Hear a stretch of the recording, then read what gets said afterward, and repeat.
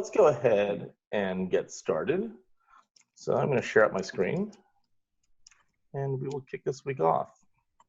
So hey everyone, again, it's Jack, and I'm joined this week by Jamie and Jamie Howe and Holly, who are with our team in Chicago, working from home as the rest of us are. So they're going to help us through some of the topics today. But I will kick us off and just sort of do a quick rundown of some of the latest things we're seeing in the world of COVID. Today's topic is a little bit different. We entitled it United and Inspired, Food, Humanity, and a Better Path Forward. So I hope that we could take through all the examples and lessons of today, just a sort of an optimistic, forward-looking approach to what we can do to all make the world a better place. With that, I would like to start with just some of the standard disclaimers that we have each week, which is we do have chat open. If you choose to chat, please, you can please use all panelists and attendees if you want your chat to be seen by everybody. Or if you have feedback that's specific just for the three of us that you see on camera right now, you could send that to us with the all panelist option. But if you want to participate in the community, there's usually a lot of people on that join us every Friday. Use all panelists and attendees, and you could share your thoughts and messages with everybody else. More than anything, we want to say thank you. You know, we've had actually, many of you have been joining us since the very first webinar. We're on the 11th one, which is sort of crazy. I mean, we've been doing this for 3 months now, and I know how valuable all of your times are, how busy everybody is, how crazy life is, and how Friday afternoon is really sort of like premium time. And you've chosen to spend it with us, and we can't thank you enough. And we wanted to let you know too that all the feedback that you provide actually helps guide everything that we do with research and what we present going forward. So we're super appreciative of all the guidance that you've provided and just sharing your time with us. And we hope to keep this going. That said, we are making a couple of changes that are worthwhile to note. So originally, this webinar was set to expire, I think it was like May 22nd or something like that, sometime in May. I think we had like 7 or 8 of them originally on the calendar. We didn't think we were going to go beyond that. And then we said, you know what, there's still a lot of interest. There's still so many more things to reveal and so many more insights to share that we're going to continue this through at the minimum the month of June. So that will happen every Friday, 2 p.m. Central through the remainder of June. This webinar will occur. And then beyond that, starting in July, we are going to make a shift. We're going to go from a weekly webinar to something that is bi-weekly instead. And we're going to move the time from Friday to Thursday at noon every other week starting in July. So again, same time every week, every Friday, 2 p.m. through June. And then in July, the calendar changes to Thursdays at noon every other week. And quite frankly, the reason that we made this switch to Thursday is we want to give you your Friday back. And it's an unreasonable ask for us to say, hey, please spend your Friday afternoons with us during this time when you have this really nice summer going on. So hopefully Thursday becomes a little more digestible for you as well. So please update your calendars accordingly. And the hope is that we will continue to have many more topics to talk about going forward. And we can just continue to do this with more topics, not just COVID, but other important things in the world as they happen. As a reminder, and I think many of you know this already, but there is so much content that is available to you. It's completely free of charge. You can find it on the Datassential coronavirus microsite. I think we're over 70 different reports and exhibits at this point. There's some really great stuff. One part that often gets missed is all the amazing interviews that are there too. So if you have some time to watch an interview with a subject matter expert, whether it's on nutrition or immunity or psychology, all related to COVID, those are really great pieces of content too. So we invite you to explore that. So with that, I wanted to kick this week off with just a quick look at what's happening in the world of COVID and some of the stats that we've been tracking since the early days. So this is that really key one about, hey, are you very personally concerned about coronavirus? And it really does look like we are seeing now a pretty prolonged long-term decline in personal concern right? We hit 67% on the 1st of April. We're now under 50, and we've held at 50 or under for the entire month of June. I would expect that this number will continue to decline over time, barring any really crazy news. The stat that's probably more interesting to many of us during the session today, though, is this one. Are you definitely avoiding eating out? And you'll note that toward the end of May, we dipped under 50% for the first time since March, and we've held that. We've been under 50% consistently since. We're between 45 and 47% as of literally just a couple of days ago. And as with that personal concern figure, I would expect, and we would expect, that these numbers will continue to decline in the absence of any really crazy news. That said, the news cycle is such that you really have no idea what to expect 1 week or even 1 day to the next. So something could happen, but all of the things equal, it looks like we're headed back toward something that looks like normalcy. It's going to be a slow, gradual descent back to sort of life as we knew it in some ways, but it looks like we're starting to head in that direction.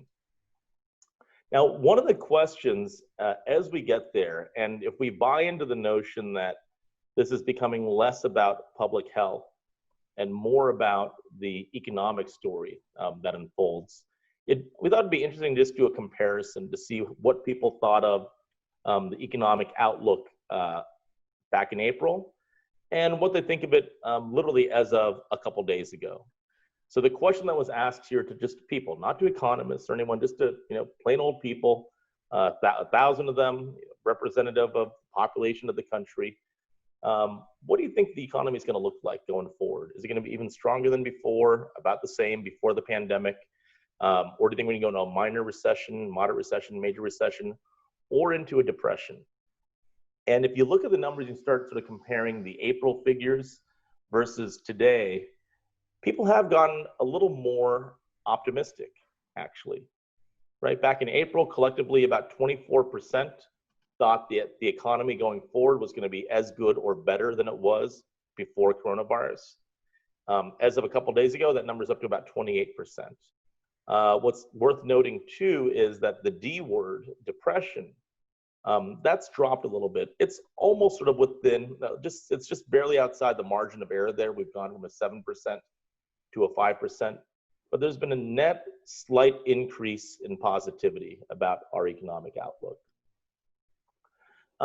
We also wanted to understand just, what are people thinking these days? What are some things that they agree with or things they don't agree with? And we're comparing April data with June data, and the June data is dated 2 days ago. So the April data is in green and the June data is in blue. And you see where there are some shifts in sentiment. You see there's some areas where things are roughly the same, but the single biggest place where we've had an outsized shift is this number right here. Do you agree that reopening the economy is worth the public health risk? We've gone from 38% in April to 56% in June, which is a pretty significant jump in basically like a month and a half period. So sentiment is starting to tilt pretty heavily toward reopening. And again, barring any very, very dramatic news, we see things continuing to move in that direction. And then you just have a look at what people are actually doing. So here are the activities. Again, we're going to look at 2 dates. June 10th is the date in blue, and May 18th, so a little less than a month ago, is the date shown in green. And the question is, what have you done in the prior 30 days? So you could see that for the most part, the curves sort of overlap and aren't all that different from one another. But there is one stat that has veered, which is we've had a significant increase in the percentage of people that say they've dined at a restaurant. We've gone from 17% to 28% in that period. And of course, this number, as states continue to reopen, as the capacity rules continue to be relaxed, that gap will continue to grow going forward. So across all these different types of, generalizable food behaviors, eating at a restaurant is the thing that is shifting the most right now. And then here's a question: where do you feel safer eating as far as restaurants go? Do you feel safer eating at a chain restaurant, or do you feel safer eating at an independent restaurant? Now, there's something really interesting happening over here. So March 9th, this is essentially the day before everything really hit the fan, right? March 10th is when the NBA suspended its season. Tom Hanks makes his announcement. And then in the few days that follows, when he started saying mandatory restaurant closures, store closures, shelter orders, etc. So March 9th is when there was concern, but it wasn't like things went crazy quite yet. Back then, people said, I feel safer eating at an independent restaurant than I do at a chain by a 2-to-1 margin. This number has shifted quite a bit, where it's now much closer to 50-50. A lot of this is probably a function of chains having things like drive-throughs. A lot of this is a function of chains having been the places where consumers have disproportionately had their restaurant experiences during the pandemic. Historically, chains are maybe 60% of restaurant traffic. During the pandemic, at a point, they were at like 77% of restaurant traffic, just because they have some of those features that do make things a little bit safer, right? Drive-throughs, order ahead capability, and whatnot. But the perception of safety has in fact shifted by, I'd say, a pretty significant amount. We've gone from a 2/3, 1/3 vote to almost a half-half vote during the duration of the pandemic. And then there's this question of, what do you think is risky? So here we're looking at 2 dates again. One date is in green, that's March 9th, sort of early days. And then blue is June 9th. And for the most part, both patterns sort of follow, sort of a similar course. You see the same sort of peaks and valleys, if you will. But there are gaps, right? There's some gaps that form, right? And you basically see that there, if you look on the left, a lot of things are thought to be less risky today in June than they were in March, right? Eating foods with your hands, using the restroom at the restaurant, touching the door handle, self-service food even, risky, but less risky than it was thought to be back in March. There are 2 things, however, that are now thought to be more risky today than they were in March, right? Which means we sort of shifted our attitude around what actually is risky. We've learned this over the course of the pandemic. One of them is using shared condiments, and the other is sitting in a crowded restaurant. And this really does reflect sort of what people have sort of learned or internalized as the story of coronavirus and how it affects them. In the early days, it was, oh, I'm scared of surfaces, I'm scared of touching things. The story eventually shifted to, I'm sort of scared about the impact of other people. And we see this pretty clearly in the data, right? 72% of consumers say they don't really trust others to act responsibly or safely, as shelter orders are lifted. And they say that for something like a restaurant, I'm sort of concerned about the place itself. I'm sort of concerned about the staff, but I'm really concerned about the other patrons there. And you can see that where we have heightened concern is really more about the other people at this point. And it's actually grown since early March, whereas most of the other categories have declined. And then here we see even more separation in the dates. We're looking at March 13th, which is green, versus June 9th, which is in blue. And the question is, do you think this is risky or not? In many cases, in fact, most of these cases, things are thought to be less risky today than they were in March. And this makes absolute sense, right? So if you remember from probably a few webinars ago, we said that collectively, people have moved from a mindset of fear to a mindset of caution, which is a very good move, right? If you think about what a mindset of fear is, this is the whole weird noise at night, 2 in the morning, 3 in the morning in your house, you're alone, and you're wondering in the back of your head, could it be, you know, a homicidal maniac with a chainsaw or something, just totally irrational, and you're sort of paralyzed in this crazy thought. Versus the mindset of caution, which is, hey, I've done this for a while now, I can sort of figure this out, but I'm going to be safe.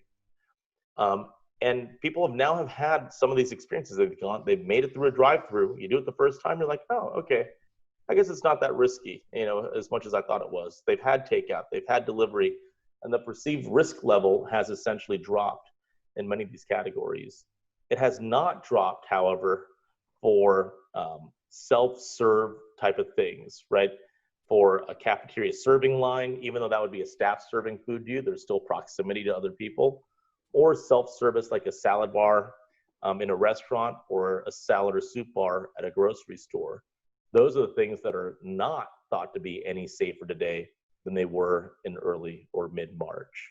There's other things, those activities on the left and many of the ones on the right, those are thought to be safer. And then the question is, what would make you more comfortable? Right? So let's look at March 9th, which is the green line, and we'll compare that to June 9th, which is the blue line. What would make you feel better or more comfortable if these types of things at the bottom were going on? So it's sort of interesting, right? There are a couple of things that people early on said, oh, this would really help me out if I knew this was going on, but they're not as important anymore, right? So early, you know, in the early days, people said, yeah, I would love it if I knew that none of the ingredients in that item or dish or product came from countries or regions that were known to have COVID infections. Well, now that, you know, most of the world has COVID infections, it probably doesn't matter that much, but I think more importantly, it's people saying, you know, I get that that's not really how it works anymore anyway, so I'm not really as concerned about that. I'm not even quite as concerned about all the frequent wiping down. It's still super important to me. In fact, it's like right there, #1, even today. But it's not as crazy important as it was a couple of months ago, because there are other things that matter to me, sort of, you know, in the vein of just staying away from other people and keeping some distance. On the flip side, though, there are a couple things that have become more important to people that would make them feel more comfortable. And one is the ability to order by phone app or order ahead, right? Which is just yet another reason why this is going to be such an important behavior and thing that restaurants and stores need to be offering going forward. And also the spacing between tables, which has just really become a newer phenomenon as dining rooms reopen. Right, so there's some things that have become not as important and some things that have become yet even more critical. And when we think about the ways that food is being offered up, things like, I think, curbside, which is basically a new invention, at least in its current form, this is here to stay. We hear this from the operators that we work with. They say, wow, you know, if there is some silver lining that's come up, it's that we found new ways to serve food. And curbside is one of those, and if not the one of them. And it's something we plan to keep doing. And the one table research that we've done, that many of your companies have collaborated with us on, says that of places that have that offer curbside, 2/3 plan to continue offering curbside after the pandemic. And then, you know, one of the last things I wanted to look at before we move on to the next section is, what is the #1 safety concern you have as a consumer? Well, back in March, people said it was about touching things that other people have touched. Now it's about being around other people, right? So that is the big shift. It was from the fear of surfaces to the fear of the other folks themselves, or the caution, I should say. Fear is not a good word. Caution is a good word.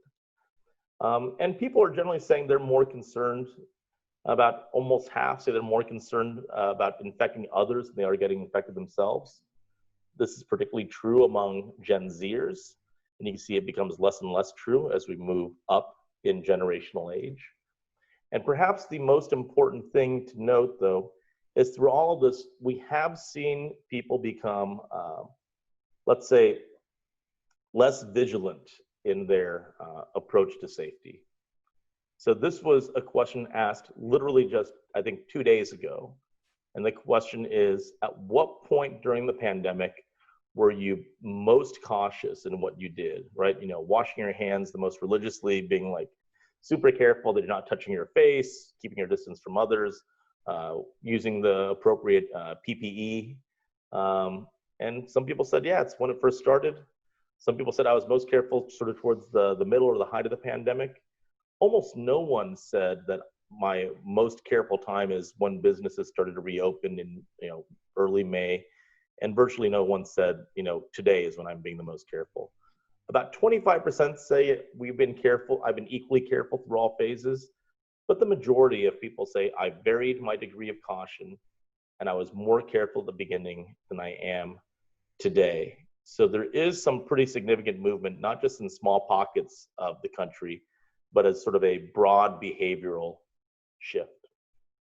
And you're seeing some interesting things too, right? I don't know if you've been to some restaurants where you're starting to see these COVID-19 surcharges appear on your receipts. And it's an interesting surcharge because it like completely varies in size and the structure that it takes. Apologize for the blurry receipt photo, but here's one where they charge an extra $1 for each order of carne asada. So it's actually a per item surcharge just for a specific type of meat. And other times, places there'll be like a flat fee surcharge applied to the entire receipt. In some other cases, they'll do a percentage. I've seen percentages ranging from like a couple or 2 or 3%. But I think one restaurant was doing a 26% COVID surcharge. That's the highest I've seen. Maybe there's even higher out there. And it seems sort of odd, but it's not entirely uncommon. I think this receipt is from Santa Cruz. I'm not sure. Earlier pre-COVID, they were doing a 3% employee benefits surcharge to help out their employees. So it will be interesting to see if there is some remnant of this going forward where we start seeing unfamiliar surcharges become a thing on many checks. It's possible. It's possible. I know certainly on the COVID-19 surcharge, that's become fairly common in some areas. I think South Florida, a lot of the restaurants are doing that there now too, but we shall see. So to shift gears, and this is an important one as we turn the page, we sort of said last week that it really does feel like we're watching or living in the moment where history is sort of unfolding before our eyes, or for many of us, maybe even participating in that moment in history. Coronavirus is certainly, a big story there. We did a poll last week, and many of us on this webinar, many of you, also thought that the current racial justice movement will be actually the event that is more remembered in the history books, or have the more profound influence on where we go as a people. And it's something we wanted to talk about, and we've had a lot of sort of internal conversation about what is the appropriate way for us to share any of our ideas or thoughts out in a webinar format on a Friday afternoon, no less. And we sort of landed on, our best way of adding to the conversation is just to add to the conversation in a way that I think Datassential uniquely can, to show you what's happening in the world of food, provide a little insight into what people are thinking, and then share out some really great examples of things that I think can be inspiring for all of us. And that's what Jamie and Holly are here to joining me to help do today. And to get that conversation started, I wanted to share just a couple of stats. This is one that we showed last week, but it's an important segue for us. It's that 58%, a majority of consumers, seeing that the coverage of the protests has reminded them there are other things in this world that we need to focus on beyond just coronavirus.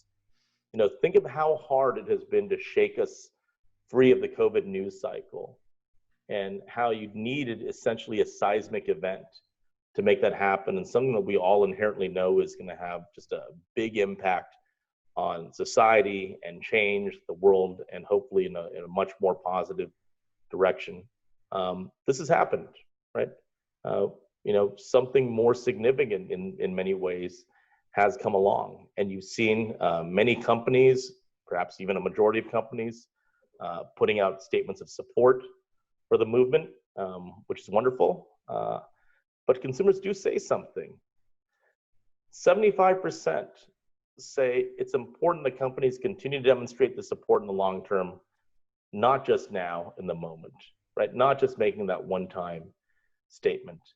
And we did research on this, and I think some of this will become available in the next week or so that we'll post for free. But we tested like lots of different ideas, and we asked people what things they support, what things they don't support, how they feel about certain issues. And there is a very clear split, not so much just demographically, but also based on your political affiliation, where the numbers just swing really wildly in one direction or the other. But this is the number that is actually fairly strong and consistent regardless of which side of the political debate you're on. That people feel like, hey, if you're gonna do something, really mean it, stand by it, and do something meaningful for the long run. Go beyond just that statement of the moment. So I think this is a sentiment that almost everyone can get behind. And we'd like to use that as sort of a jumping point for just some things that we're seeing in the world. So Jamie, we'll do that thing again where I don't know exactly where you want me to flip a slide. So just go, boop, and I will use that as my cue to go on to the next one. Okay. Well, I guess flip, but I think Holly's up first. Okay, Holly.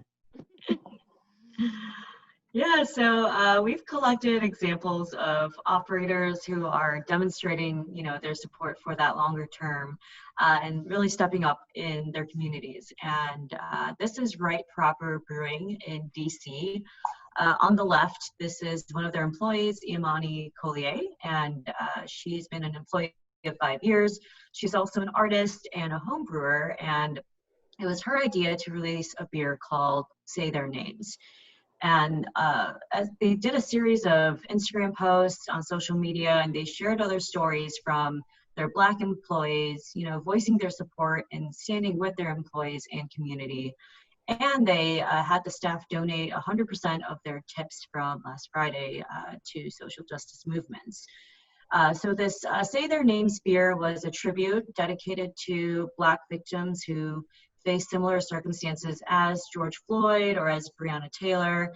And this was a way for the operator to not just identify victims by the incidents that killed them, but to focus on their individual humanity and remind consumers of their names in a concrete and effective manner. They sold this beer in a large format growler and bottle like you see in the photo. It did sell out really quickly. They're also doing pints on premise, and 100% of the profits from this beer was donated to ACLU DC and Black Lives Matter DC. And you could only do this in a big size, because if you did it in a regular single serving, and the names wouldn't fit on the label at that point. Sad but true. Yeah. Maven in San Francisco here did something similar where they're using what they have already to get their personal message and values across. And instead of doing beer bottles, they added this message to their menus. And now that operators are mostly doing single use or paper menus, there's room to add this type of messaging and kind of switch it out as you see fit. And they even added a mask to the silhouette of their signature logo, which I thought was a nice touch. But yeah, brands are going further than just issuing a blanket statement on their sites. And they're taking it a step further by putting this on their menus or on their bottles. And they donated all profits from the first week of June as well to the George Floyd Memorial Fund. All right. I think those are some really important examples of independent business owners activating at a grassroots level and supporting it. But I think, as Jack said up at the beginning, this is such a huge moment in time, and across industries, it's sparked a shift in how we talk about this. And we're noticing a lot of industry leaders put out statements that really have substance. And this is one from the James Beard Foundation that acknowledges their silence. Maybe they waited a little bit too long before they crafted a statement, but also acknowledges a couple other things.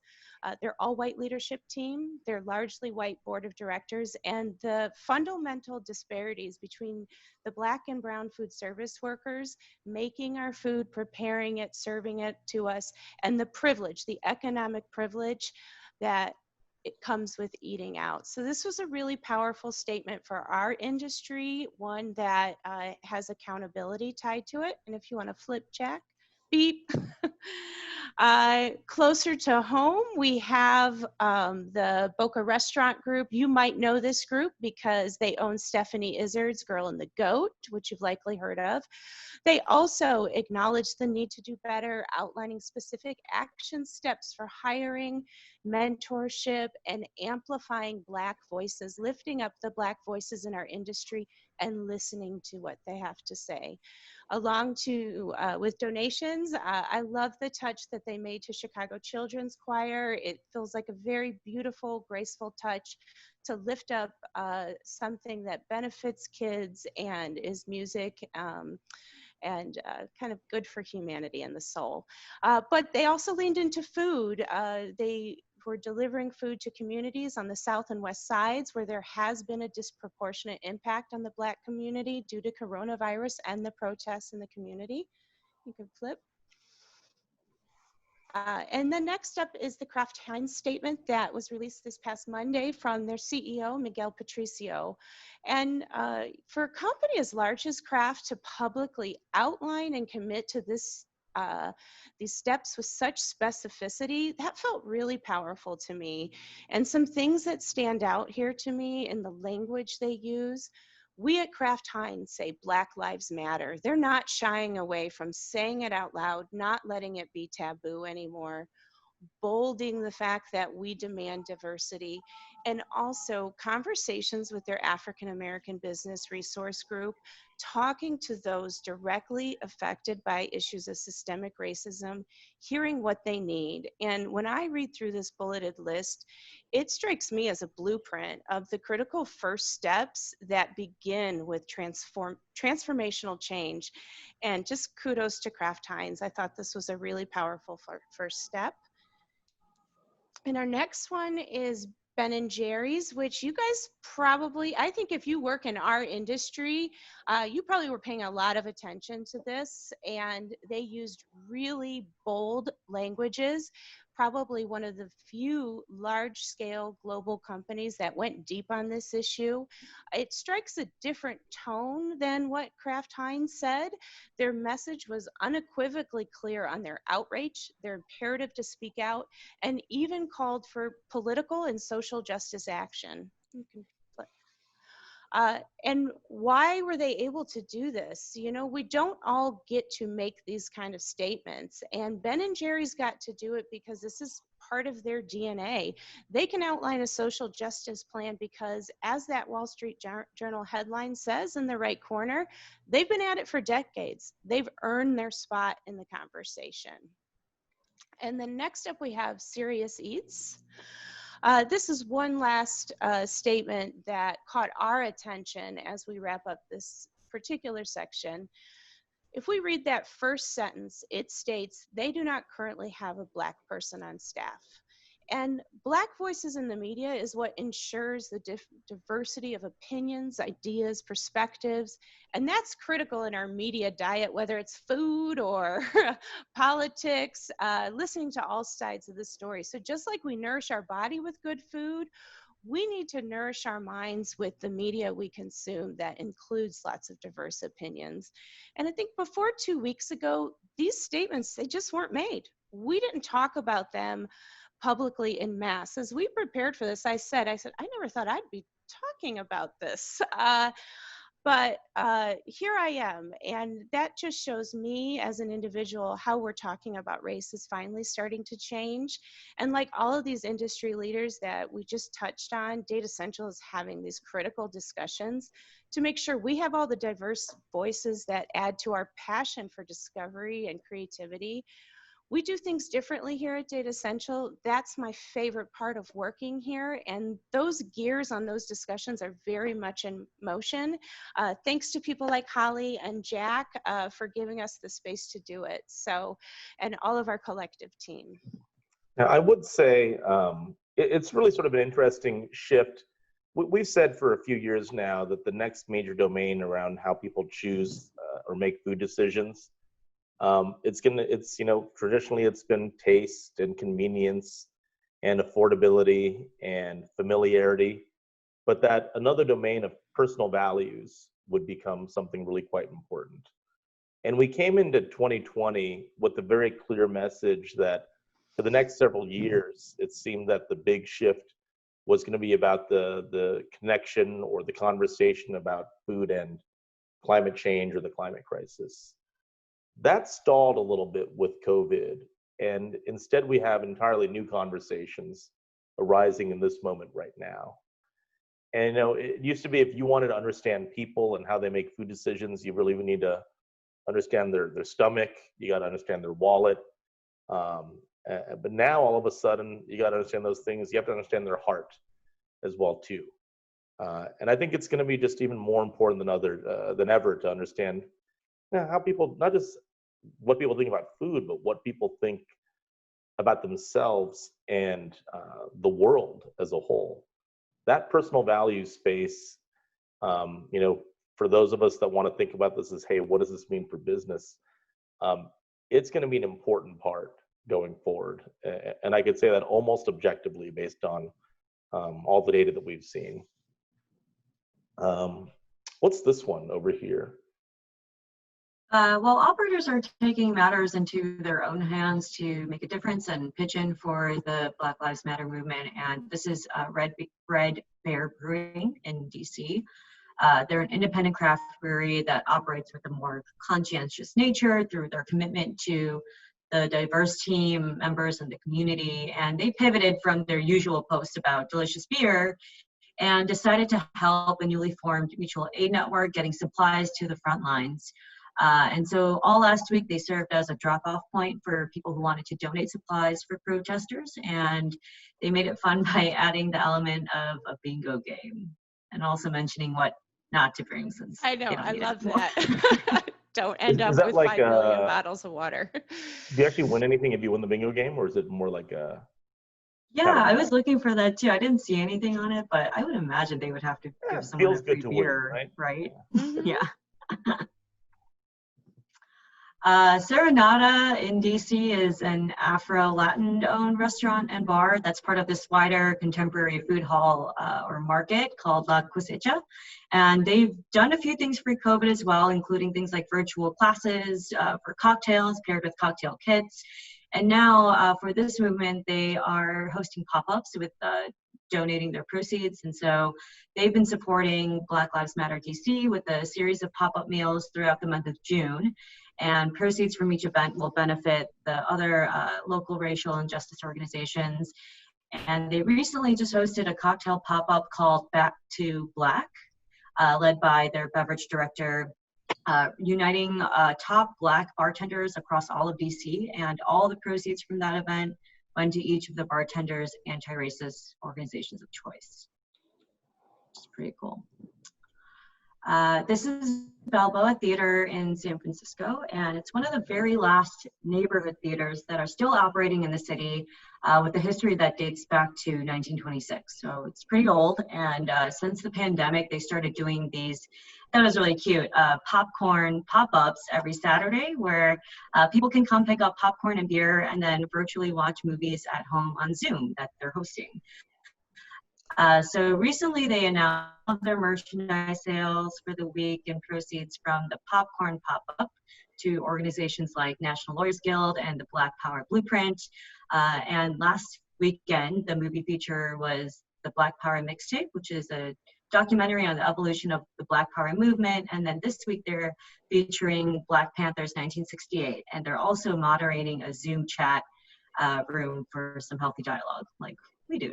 So you're literally watching a movie with like thousands of other people or something? Yeah, potentially. Mm-hmm. I guess we're sort of doing that right now. In a way, it's sort of like a version of this. Yeah. Hey, Netflix party, right? All right.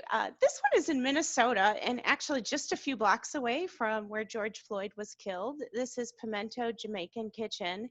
And they immediately mobilized into service, supporting protesters with supplies, feeding the neighbors when over 2,000 meals when grocery stores were closed. They organized in a day of healing event focused on completing the Black Healing Circle. That event included music, yoga, meditation, poetry. And as I reflected on this one, I think, wow, you're coming out of COVID-19 and then you find yourself literally in the hot zone of protests and you step up in this remarkable way for the community, putting literally the community before the restaurant. And a couple fun facts about this one as I was looking into it. These guys actually won the Food Court Wars in 2012. And the other fun fact is Tommy Beavis, who actually is one of the co-owners, he used to work in our industry at Cargill. So that's kind of cool association. And our next one is Du Nord, also in Minneapolis. And this is about a half a mile away from the Minneapolis Police Department's 3rd precinct. That was actually burned by rioters. You probably saw that one on the news. The gentleman you see here in the picture is Chris Montana. He's with his wife and his 2 little boys. And he's a true trailblazer in the industry. He used to be the president of the American Craft Spirits Association. Now he is the owner of the first Black-owned micro distillery in the U.S. And while him and his wife have had to shut their cocktail room for due to COVID, and they had some damage. They had fire damage from what was happening in the city. He's actually focused on rebuilding Minneapolis. He has a GoFundMe page with a goal of $1 million. And so far, he's well on his way with about $350,000. In that GoFundMe. And also, he just doesn't slow down. During the pandemic, he was pivoting, making hand sanitizers as part of a coalition of different distillers called All Hands Minnesota. So that was a really nice backstory he had. And next up, sort of related, craft beers. This is Englewood Brews that you're seeing here. And even if you're not from Chicago, Englewood might be on your radar in our industry because Whole Foods opened up a store in the Southside Black community about 4 years ago to address food injustices. And, you know, that has not been without its controversies and challenges, but the commitment to Chicago's Southside neighborhood is not something we see from big brands all that often. And it paves the way for more businesses and economic development in the area. And Englewood Brews is a great example of that. They also are very mission driven, focused on lifting up the community, economic development, and serving as a destination and an anchor in the community. Leslie Roth, who you see here on the right-hand side, that's her partner in business and life on the left, but she was very adamant that she wanted this to be a Black-owned business because she wants to start changing the paradigm of craft beer. Anecdotally, less than 100 of the nation's 7,500 breweries are Black-owned. And if you do the math, best case scenario, you're at 1%. So there's a lot of room there to grow. Personally, my husband's in the beer business. He has been for a really long time. So what we do on vacation and date night is we explore breweries. So this is absolutely on our summer bucket list this year. We also have Black and Bold. This actually is not a restaurant, but it is a Black-owned business that I love the story. They also have a really great story around service. These were 2 childhood friends. They grew up in my neck of the woods in Gary, Indiana. And they were daily coffee consumers that noticed there was a lack of representation in a booming industry. So they are also giving back 5% of their profits towards youth programs around homelessness, workforce development, and programming. And better yet, Target picked them up for national distribution. So if you're shopping online or in the store, you can add this to your cart. And I love the name too. Looks like a great product. This is an example that caught my eye for a bit of a different reason, that these last few businesses have all been about entrepreneurs growing into new spaces, and specifically Black entrepreneurs. And that reminds us that the latest trends are very much alive in the Black community, and there's an audience for all of these trends. But Postmates had done a crowdsourced tagging of Black-owned restaurants on their app. And this particular restaurant called Thighs and Pies is run by two white women in Brooklyn. They look like they do delicious Southern food, but it talks to the implicit bias that people have associating one type of food with a culture when we've just explored and we're about to explore. There is so much more that the Black community offers us when it comes to food.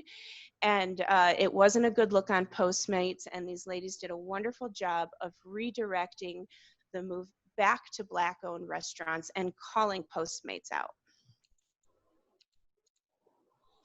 So we're going to shift and maybe just show some really interesting examples, just really awesome food too. So Yeah. yeah, we're going to highlight some unique restaurants of African and Caribbean origin and share some of their backstory. So this is Pierre Thiam, Senegal-raised New York City chef, restaurateur, author, and social activist, best known for bringing West African cuisine to the global fine dining world. And for those of you who were at our Foodscape experience last year, you probably heard him present his vision for growing a wider appreciation of African cuisine and dedication to improving the economic situation in West Africa through sustainable food supply chain. And this right now on the screen is Teranga, which is his first fast casual chain, now has 250 locations in the US, and they celebrate diverse African culture through authentic superfoods like Ethiopian coffee with moringa, or Senegalese black-eyed pea stew, or spicy Ghanaian plantains. And they're, again, they're buying organic, indigenous, and climate change resilient crops from independent farmers in Africa. What we're showing here is this West Africa's most ancient grain called fonio, and he has a whole TED Talk on his rediscovery of this grain, fonio, and we featured it in a salad at Foodscape as well, and it was delicious. It's gluten-free, it has triple the protein, iron, fiber of brown rice, and the best thing is that it cooks in 5 minutes, and it's really versatile with a ton of different applications, both sweet and savory, so you can put it in a bowl, or salads, or burgers, brownies, cookies, and a lot more. And he was really passionate about bringing this crop on the global stage to eventually, again, transform that West African economy.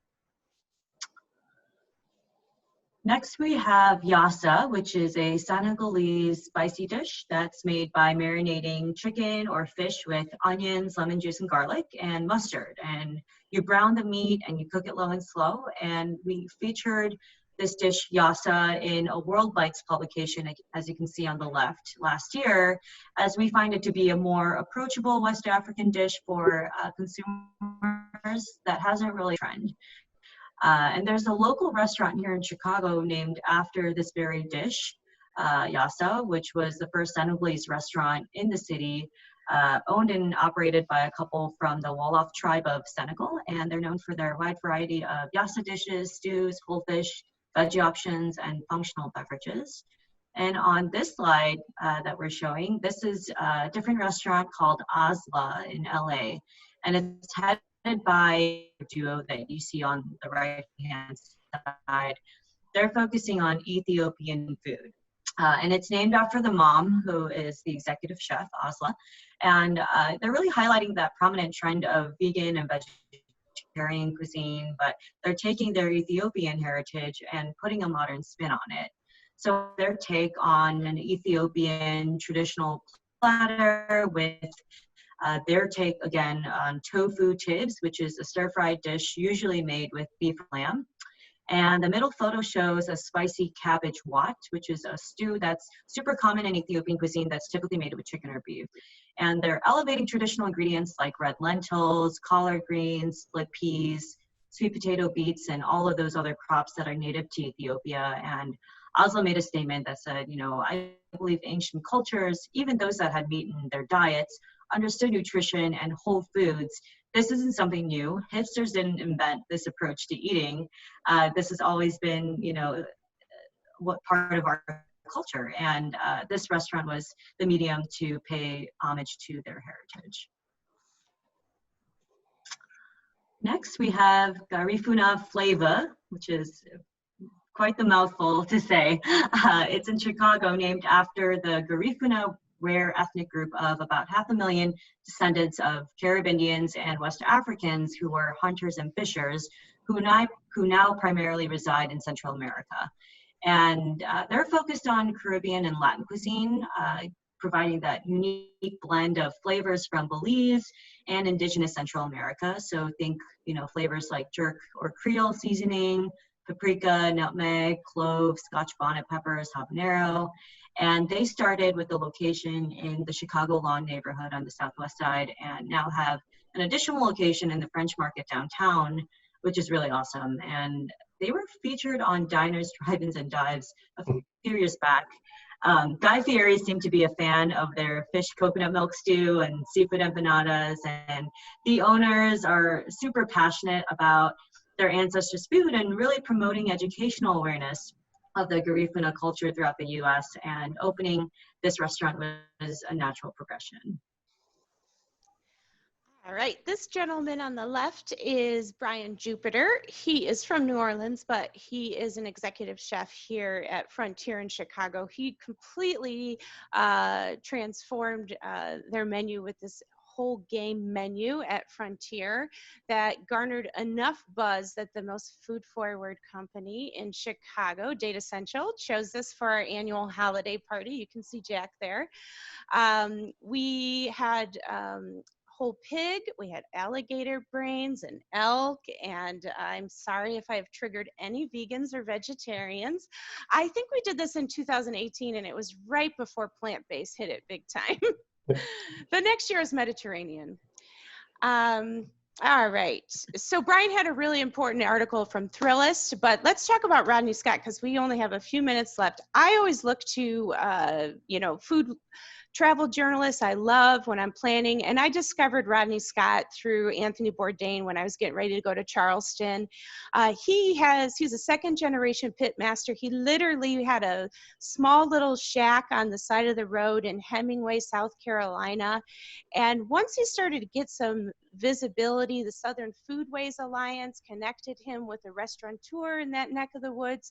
Now he has this very vibrant, modern, fast casual spot. It draws tourists and locals in, and it really shows what's possible with the right level of support. Next up is another one here in Chicago. Sorry, we might be a little bit biased, but Virtue is probably the trendiest Black-owned restaurant here in Chicago. It was an instant hit when it opened in November 2018.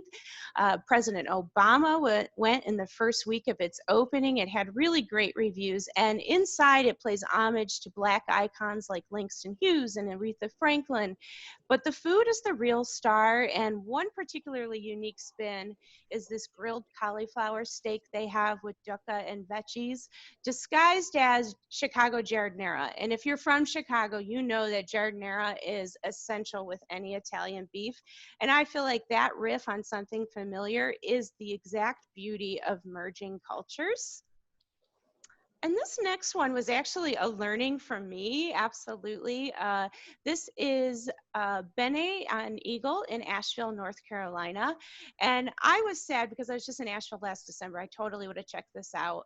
But in the middle there is John Fleer. He is the owner, and he was approached to redevelop a historic block in a historically Black neighborhood. And the neighborhood is called The Block, and open up a restaurant. And he wanted to pay respect to the Black regional foodways of the area and in the neighborhood. And that began with finding the right chef to embrace those foodways. And that's Ashley Shanti, who's on the left there. She's the chef de cuisine. She specializes not only in African-American foodways, but also Black Appalachian food. And that particular was what the education point was for me. I'd never heard of it before. And there's lots of similarities with Appalachian cuisine and Southern food, but it's really about these foodways developed out of necessities as Black Appalachians were migrating and putting their own unique spin on foods available to them. And also to make sure that heritage is honored is Hanan Shabazz over here on the right. She is the culinary advisor, and they call her the grandma of the kitchen. If you look up at the menu, the fish cakes are named after her. She cooks the cornbread herself. She's a pillar of the community herself. She used to own a soul food restaurant in the neighborhood. She's a community activist, and seeing what they do with the menu here, we were commenting as we looked at it, you know all these ingredients. You've probably never seen them presented and served this way, and it all looks amazing. Some of the stuff you might never want to have. I think there was pickled livers, but you know, if you're into it, it's different. I would say there's some ingredients on there I've never heard of on top of that. So I'm better at trends than I am. But no, well, I learned what pot liquor was the other day. Renee shared that it's when you literally lick the pot after collard greens. There you go. So the last example I think is a really interesting one where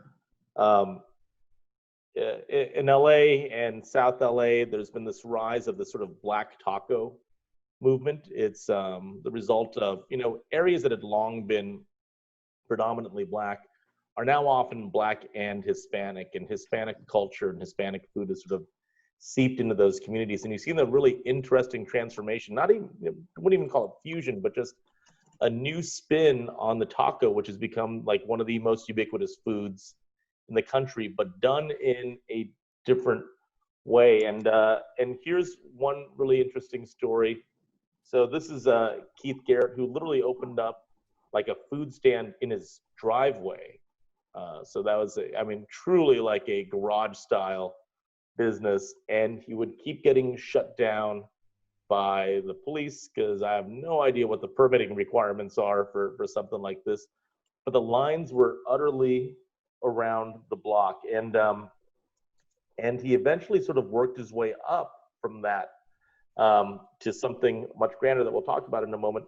But he became known for like his not just his tacos and burritos, but specifically his quesadillas, the thing that made him sort of famous. And I'll read you a quote. I think this is from, this might be from Eater, so I apologize if I misattribute this. And they write, now, these quesadillas violate every basic rule of decent Mexican food. The tortilla is cheap and store-bought. The cheese is a pre-mixed cheddar blend. The sauce options include only sriracha and something simply called, quote-unquote, green.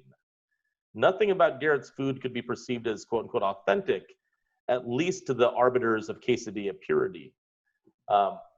And his restaurant, by the way, is called All Flavor, No Grease. But nothing about All Flavor, No Grease is organic, locally sourced, farm to table, or any other buzzworthy quality of the California food scene. But as the throng of people that line up daily for a taste of his quesadilla suggests, there's no shortage of demand. This is, after all, it's the type of food he's eaten his entire life. The same could be said for many of his customers, considering that this area is 98% Black and Latino. And quote, he says, I'm not going to do the authentic Hispanic taco. I'm going to use cheese, sour cream, tomatoes, ketchup, and hot sauce. They're going to like it because I like that. You feel me? And, you know, a new spin on food has been created as a result, to the point where he's doing, you know, rated one of the hot new sort of cool places to eat in LA. And he's worked his way up to a food truck and beyond that we'll talk about in just a moment. Here's another one, similar area, similar part of LA. This is Taco Mel. This is Jermel Henderson, who says that he grew up, his only experience with taco was the stuff that his mom made at home. Never had an actual Mexican taco until he was like much later in high school. Went to Vegas, did culinary school, and came back and opened up his restaurant, Taco Mel, where they do a local take on tacos. And then this is Blue Kitchen. This is Calvin Johnson. He's had an interesting life, and by any measure, one that's had a lot of ups and downs. and he named his restaurant or his food truck over here, Blue Kitchen, as sort of a play on the blue that represents Crip culture and Le Cordon Bleu, and he sort of brought them together, and that became the inspiration for Blue Kitchen. He's known for his garlic noodles, which you sort of see in that upper left over there, and he actually credits part of his success to the popularity of the garlic noodle dish at Crustacean, a fine dining restaurant that was in Beverly Hills at the time, and he has an equally awesome garlic noodle dish that he will never divulge the recipe for. And he's also been written up in Eater as having the hottest takeout food during coronavirus, this ready-to-bake gumbo pot pie, which actually does a lot of the things we've been talking about since the start of this webinar series, right? Take something that's easy to just pop in the oven at home, and so it comes out exactly the way you want it. Make it a dish you can't get anywhere else. And the thing looks beautiful. I wish I haven't had a chance to try this myself, but it looks amazing, and it does a lot of the things right, not just from a culinary perspective, but it's just really smart marketing and packaging as well. And the three of them, these three folks got together to do a coalition called the Food Minati, where the slogan is "We before he," you know, basically community before the individual. And I think just last year they actually opened up yet another brick and mortar restaurant through this sort of Food Minati alliance. I think it's really cool when you see like new types of food, you know, being erected that only could have become, you know, been there from because of the diverse backgrounds. But you have a lot of people that come to this country and they bring the food of their country over, and that's wonderful, and that's where much of our food scene has come from. What you're seeing now today is many folks doing their spin based on their life experience here in the States and creating an entirely new revolution of food. And with that, I did want to share one last thing, which is we built a dine around locator for you. We'll share the link. I think we'll probably just email this out sometime next week, and to give you an idea of how that works, made a sort of customizable Google map for you, where you have a number of different really cool Black-owned businesses and restaurants to check out. So a lot of us are not flying quite yet, but as you start visiting some of these parts around the country, you can sort of click on these. You get the information, you'll have a little description. And for those of you that use our Firefly service, you'll have the Firefly ID to locate that place too. So we'll share that link with you. We think these are all restaurants that are worthwhile to just visit because they're just awesome restaurants. Think of it as a virtual dine around. And when you actually visit some of these cities, make it a actual dine around too, and go check them out. Thank you again. We're picking this up again next week, same time, June 19th, 2 p.m. Friday.